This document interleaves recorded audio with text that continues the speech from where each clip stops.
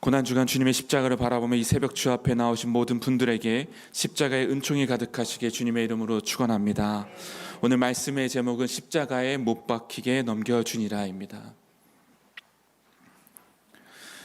하나님께서 우리에게 주신 이 복음의 신비를 깨닫는다는 것은 대단한 일입니다. 십자가의 복음이 믿어지고 그 십자가가 나의 십자가가 될 수 있다는 것은 성령의 역사입니다.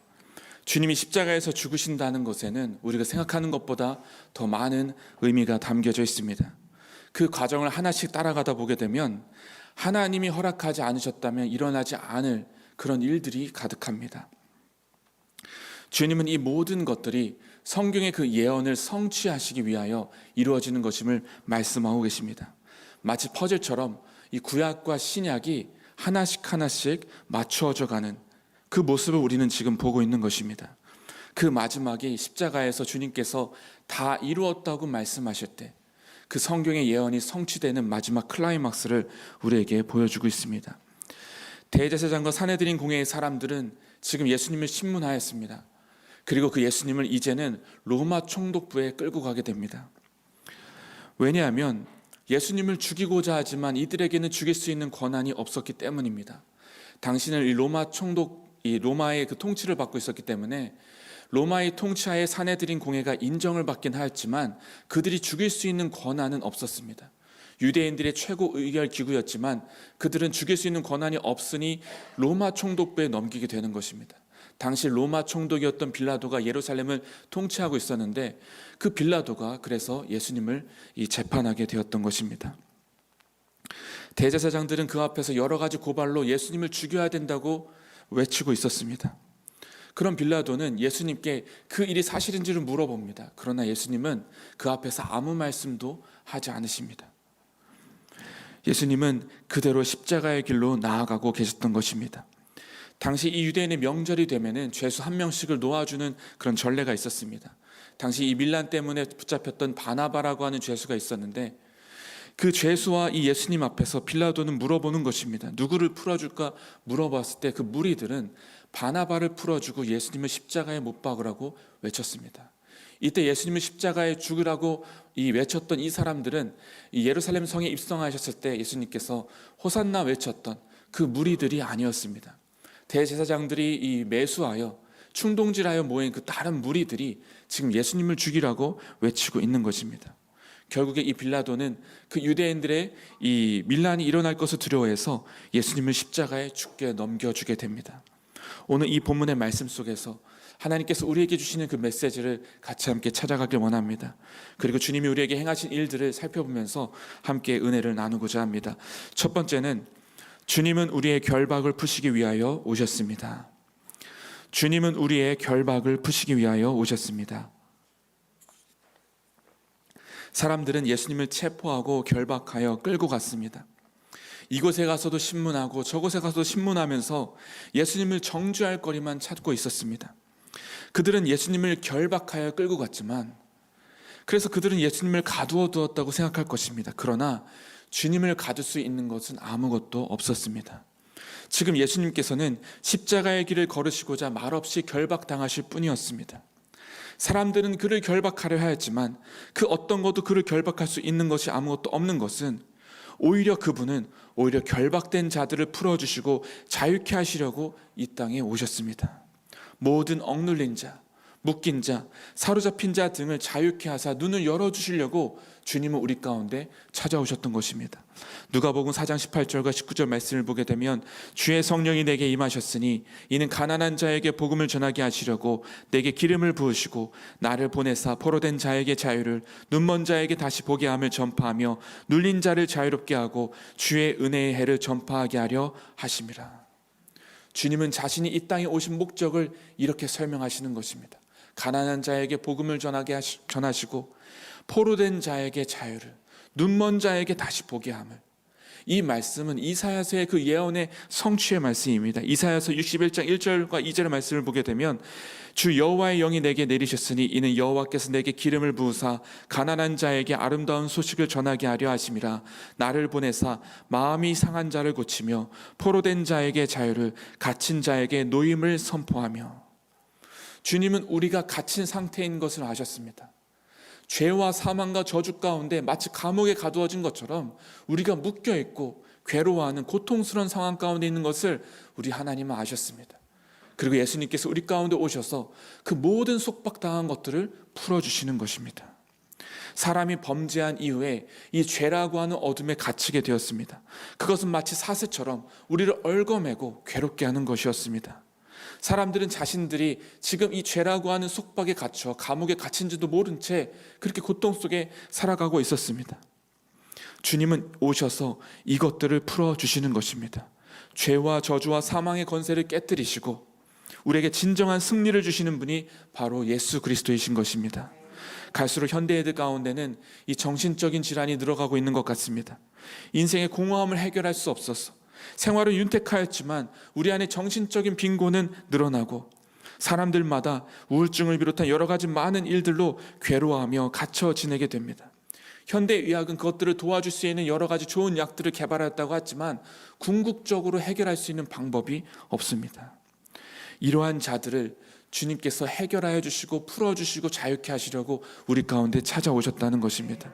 모든 낙심과 좌절과 우울에서 우리를 풀어주시고자 주님은 찾아오셨다는 것입니다.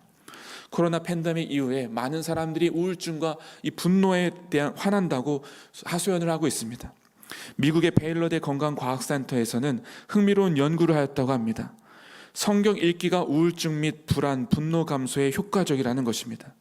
센터는 미국 성서협회가 버지니아의 리버사이드 지역의 교도소인 노스프린스 조지에서 트라우마 상처 치유 프로그램을 시행했다고 합니다. 이것은 성경 읽기로 기반으로 수감자 내면의 상태를 파악하고 드러냄으로써 치유하는 프로그램인데 총 5개의 세션으로 구성되어 있습니다. 마지막 과정이 수감자들이 가진 트라우마를 그리스도의 십자가 앞으로 가져오는 것이었습니다. 센터는 3개월 뒤에 이 프로그램을 진행한 뒤에 정신건강 설문을 하였고 그 결과를 분석하였는데 그 효과가 놀라웠습니다. 이 수감자들의 불안과 분노 등의 감정의 감소를 보였고 자살 생각도 감소했다는 것입니다. 대조군이 있었는데 그 대조군에 비해서 용서 및 동정심의 감정도 증가했다는 것입니다. 이것은 성경이 정서적, 영적, 육체적, 정신적 치유의 중요 원천이 됐음을 보여주는 것이었습니다. 여러분, 십자가의 그 놀라운 은혜는 우리 가운데 정신적, 육체적 있던 모든 그런 속박에서 우리를 자유케 하시고 우리 가운데 진정한 그 진리 가운데 승리하는 은혜를 허락해 주신다는 것입니다. 지금도 우리 주변에는 수많은 사람들이 고통 가운데 괴로워하며 어떤 틀에 갇혀 있습니다. 주님은 이 모든 것에서 우리를 건지시려고 찾아오셨습니다. 슬픔과 고통과 우울한 삶이 하나님이 계획하신 것이 아닙니다. 하나님은 오늘 우리에게 자유케 하시고 기쁨을 주시고 평안을 주시기를 원하십니다. 그래서 주님이 우리 가운데 찾아오셨던 것입니다. 주 안에서 모든 결박이 풀어지고 자유케 되는 은혜가 있기를 주님의 이름으로 축원합니다. 두 번째는 주님은 우리를 치유하기 위하여 오셨습니다. 주님은 우리를 치유하기 위하여 오셨습니다. 로마 총독부 이 빌라도의 선언으로 십자가에 넘겨질 때 주님은 채찍에 맞으시고 고난을 당하셨습니다. 이것은 이사야서 53장의 말씀과 연결이 됩니다. 53장 4절과 5절의 말씀에 그는 실로 우리의 질고를 지고 우리의 슬픔을 당하였거늘 우리는 생각하기를 그는 징벌을 받아 하나님께 맞으며 고난을 당한다 하였노라. 그가 찔림은 우리의 허물 때문이요 그가 상함은 우리의 죄악 때문이라. 그가 징계를 받음으로 우리는 평화를 누리고 그가 채찍에 맞음으로 우리는 나음을 받았도다. 주님의 채찍이 맞으시고 조롱당하시고 고통당하시는 것이 그냥 당하시는 것이 아니었다는 것입니다. 여기서 우리의 질고를 지셨다는 것은 우리의 질병을 짊어지셨다는 것입니다. 주님이 이 땅에 오셔서 십자가에서 죽으신 것은, 고난당하신 것은 우리의 모든 질병의 아픔까지도 짊어지시고 그곳에서 고난을 당하시고 해결하여 주셨다는 것입니다. 주님이 채찍에 맞으시고 고통당하심으로 우리의 모든 질병의 괴로움 속에서 나음을 받게 되었다는 것입니다. 주님은 우리의 모든 아픔을 채울하시는 분이셨습니다. 함께 아파하시는 분이셨습니다. 그리고 그분의 그 죽으심으로 십자가의 그 은혜로 우리는 나음을 받게 되었습니다. 범죄한 인간에게 이 질병이라고 하는 것이 찾아오게 되었습니다. 하나님과 우리 사이의 관계가 단절되었을 때 인간은 어그러지게 되었고 잘못된 길로 가게 된 우리 모습 속에는 질병이라고 하는 것이 드러나게 되었습니다. 이것은 원래 하나님의 계획 가운데 있었던 것이 아니었습니다. 사람들은 그 질병의 오랜 세월 동안 이 질병이라는 고통 가운데 해결할 수 없어 지금까지 이렇게 나오고 있습니다. 그런데 주님이 십자가에서 죽으시고 채찍에 맞으심으로 이 질병에 대한 문제가 해결이 되고 나음을 받게 된다는 것입니다. 어그러지고 벗어났던 것에서 다시 온전케 된다는 것입니다. 다시 말하자면 하나님이 창조하셨던 본래의 모습으로 우리가 다시 돌아가게 된다는 것입니다. 그래서 십자가의 또 다른 이름은 치유인 것입니다. 예수님께서 이 땅에서 공생의 사역을 하셨을 때 수많은 질병에 있는 자들을 고쳐주셨습니다. 문둥병자, 손이 마비된 자, 중풍병자, 열병에 걸린 자 등등 온갖 질병으로 인하여 어떻게 고칠 바 몰라서 고통당하고 있는 수많은 자들이 예수님께 찾아왔을 때 예수님은 그 모든 질병들을 다 고쳐주셨습니다. 주님이 이 치료하시는 사역을 하셨다는 것은 이 공생의 사역 가운데 굉장히 중요한 부분이었습니다. 마태복음 4장 24절의 말씀을 보게 되면 그의 소문이 온 수리아에 퍼진지라 사람들이 모든 앓는 자 곧 각종 병에 걸려서 고통당하는 자 귀신 들린 자 간질하는 자 중풍병자들을 데려오니 그들을 고치시더라. 성경은 이렇게 고치신다는 얘기로 가득 차 있습니다. 그리고 십자가에서 그 마지막 클라이막스가 펼쳐지는 것입니다.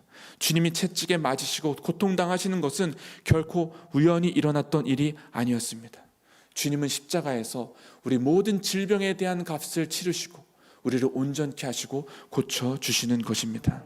우리는 이 십자가의 은혜를 바라볼 때 우리의 아픈 것들도 고침받을 수 있다는 소망을 갖게 되는 것입니다. 그리고 하나님은 요한계시록에서 그 하나님 나라에 대해서 이렇게 설명하고 계십니다. 요한계시록 21장 4절 말씀에 모든 눈물을 그 눈에서 닦아주시니 다시는 사망이 없고 애통하는 것이나 국하는 것이나 아픈 것이 다시 있지 아니하리니 처음 것들이 다 지나갔음이로라. 그 하나님 나라에는 더 이상 고통도 질병도 아픈 것이 더 이상 없다는 것입니다. 이것이 하나님의 계획인 것입니다. 우리를 이러한 온전한 모습으로 하나님은 회복시켜 가시려고 하시는 것입니다. 주님은 오늘도 우리를 치유하시고 회복시키기를 원하십니다.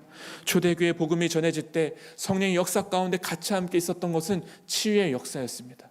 그건 단순한 기적이 아니라 오늘 우리 가운데 하나님의 나라가 임하였다는 것을 알려주시고 선포하는 것이었습니다. 우리가 구원받는다고 하는 것은 영혼만 구원받는 것이 아니라 우리 육신까지도 구원받는다는 것을 우리 하나님은 보여주고 계시는 것입니다. 주님이 오늘도 우리 가운데 찾아오신다면 우리의 모든 것을 바꾸실 수 있을 줄 믿습니다. 우리의 모든 것을 고치시고 회복시키시며 다시금 소망 가운데 나아가게 하실 줄 믿습니다. 끝으로 세 번째는 주님은 우리를 살리기 위하여 죽으셨습니다. 주님은 우리를 살리기 위하여 죽으셨습니다. 주님이 죽으시는 것은 많은 사람을 살릴 수 있다는 것, 그래서 주님은 죽으셨다고 하시는데 사실은 인간이 이 생각에 대해서 이해한다는 것이 사실 쉽지가 않습니다. 마태복음 20장 28절의 말씀을 보게 되면 인자가 온 것은 섬김을 받으려 함이 아니라 도리어 섬기려 하고 자기 목숨을 많은 사람의 대속물로 주려 함이니라. 어떻게 주님은 이 땅에 자신의 목숨을 내어주려고 이 땅에 오셨을까요? 누가 자신이 죽으려고 가는 사람이 과연 누가 있을까요? 그리고 그분의 죽으심이 어떻게 우리의 생명을 살리는 것이라고 우리가 이해하고 받아들일 수 있을까요? 주님은 그런데 내가 너희를 위하여 대속물로 목숨을 내어주고자 오셨다고 말씀하고 계시는 겁니다. 요한복음 12장 24절의 말씀에서도 한 알의 밀알이 땅에 떨어져 죽으면 많은 열매를 맺는 것과 같이 주님께서 우리를 위하여 십자가에서 자신의 목숨을 생명을 내어주사 죽으심으로 우리 모두의 생명을 살리시는 것입니다. 사실 그 하나님의 아들이 우리 가운데 찾아오셨다는 것 자체가 우리에게는 놀라운 신비입니다. 이것은 묵상하면 묵상할수록 우리가 이해하기 어려운 내용입니다. 어떻게 하나님의 아들이 하늘 영광을 버리고 육신을 입고 우리 가운데 찾아오셨는가? 그런데 더군다나 그분이 우리를 위하여 목숨을 내어주기 위해서 찾아오셨다. 이것은 더 이해하기 어려운 일입니다. 그런데 주님이 십자가에서 자신의 목숨을 내어주시는 이 일을 허락하시고 그 길을 걸어가셨을 때 그로 인하여 수많은 사람들이 생명을 얻되 풍성히 얻는 오늘 구원의 은총을 우리가 잊게 되었던 것입니다. 빌라도가 주님을 십자가에 내어주었지만 사실 이 모든 것은 하나님의 계획 안에 있었습니다. 주님이 만약에 힘을 발하신다면 그 순간 모든 것을 다 제압하실 수 있으셨을 것입니다. 그러나 주님은 그렇게 하지 않으시고 오히려 말없이 골고다의 십자가의 언덕을 걸어가셨습니다. 모든 것이 하나님의 계획 안에 있었던 것입니다. 요한복음 15장 13절과 14절 말씀을 볼 때 사람이 친구를 위하여 자기 목숨을 버리면 이보다 더 큰 사랑이 없나니 너희는 내가 명하는 대로 행하면 곧 나의 친구라. 우리를 친구라고 부르시면서 우리를 위하여 자기의 목숨을 내어주시는 분, 이분이 바로 예수님이신 것입니다. 로마서 6장 4절의 말씀에서도 그러므로 우리가 그의 죽으심과 합하여 세례를 받음으로 그와 함께 장사되었나니 이는 아버지의 영광으로 말미암아 그리스도를 죽은 자 가운데서 살리신 것 같이 우리로 또한 새 생명 가운데서 행하게 하려 하심이라. 주님의 죽으심, 그것과 함께 우리가 장사되어 함께 십자가에서 함께 죽으심으로 옛사람이 죽고 주님과 함께 새 생명으로 살아가게 된다고 우리에게 말씀하고 계시는 것입니다. 사실 이 십자가라고 하는 것은 로마의 끔찍한 참혹한 그 사형의 도구였습니다. 수치스러울 뿐만 아니라 너무나 고통스러워 십자가라고 하는 형틀만 바라보면 벌벌 떨던 그 시대의 그 모습이 바로 십자가였습니다. 그런데 오늘날 우리는 그 십자가를 우리의 목걸이를 비롯해서 그 상징으로 우리는 들고 다니게 됩니다. 어떻게 그 수치스럽고 고난의 저주의 십자가가 우리에게 이렇게 바뀌게 된 것일까요? 그것은 예수님께서 십자가에서 자신의 생명을 우리 가운데 내어주시사 저주의 십자가를 영광의 십자가로 바꾸어 주셨기 때문입니다. 그래서 우리는 오늘날 이 십자가를 볼 때마다 나를 위하여 죽으신 그 주님의 죽으심을 생각하며 내가 새로운 생명을 얻었다는 것을 보게 되는 것입니다. 영광의 십자가를 붙들고 날마다 그 십자가를 묵상하면서 우리는 오늘 승리하는 삶을 살아갈 수가 있는 것입니다. 종교개혁가 마틴 루터는 그 십자가의 신학을 굉장히 강조하고 풀어가면서 종교개혁을 이루었습니다. 그의 찬송시 중에 이런 찬송이 있습니다. 모두 찬양을 드립니다. 주 예수 그리스도여, 인간이 되기까지 낮아지신 당신께 동정녀 어머니에게서 땅 위에 나시고 천사들은 당신의 찬송을 찬송합니다. 주여 우리를 불쌍히 여기소서. 영원한 아버지의 오직 한 아들, 그의 보좌로 구유를 택하십니다. 우리의 비천한 구유를 택하십니다. 우리의 비천한 피와 살을 입으시고 이제 우리에게 영원한 선으로 오십니다. 주여 우리를 불쌍히 여기소서. 이 모든 것을 우리를 위해 행하셨습니다. 주님 당신께서, 그리고 당신의 헤아릴 수 없는 선이 나타나셨습니다. 이 모든 것을 인해 온 교회가 이제 노래하며 영원한 감사를 당신께 드립니다. 주여 우리를 불쌍히 여기소서. 여러분, 오늘 여러분은 그 십자가의 놀라운 생명을 얻으셨습니까? 그 십자가의 생명이 우리 가운데 영광스럽게 새겨지셨습니까?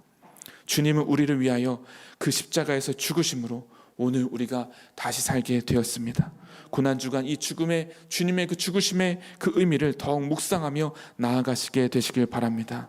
십자가를 바라보며 그 주의 은혜가 여러분 가운데 충만하게 되시길 주님의 이름으로 축원합니다. 우리 같이 함께 기도하시겠습니다. 우리 위하여 이 땅에 오셔서 우리 위하여 놀라운 일을 행하신 주님, 주님께서 우리 가운데 찾아오셔서 우리를 회복하여 주시고 치유하시고 모든 갇힌 것에서 풀어주시고 승리케 하시는 줄 믿습니다.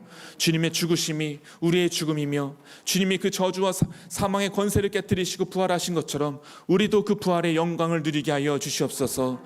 오늘 이 한 주간, 이 고난 주간을 맞아서 주 앞에 나아가는 모든 자들 위에 십자가의 놀라운 은혜가 새겨지게 하시고 성령의 놀라운 감동감을 역사하심으로 그 풍성한 은혜가 넘쳐나게 하시고 증거되게 하여 주시옵소서. 이 시간 주 앞에 우리 예물 올려드립니다. 이 예물을 귀하게 받으사 하나님의 나라와 그 영광을 위하여 쓰임받게 하여 주시옵소서. 오늘도 우리를 사랑하시며 우리를 인도하시는 우리 주 예수 그리스도의 이름으로 기도드렸습니다. 아멘.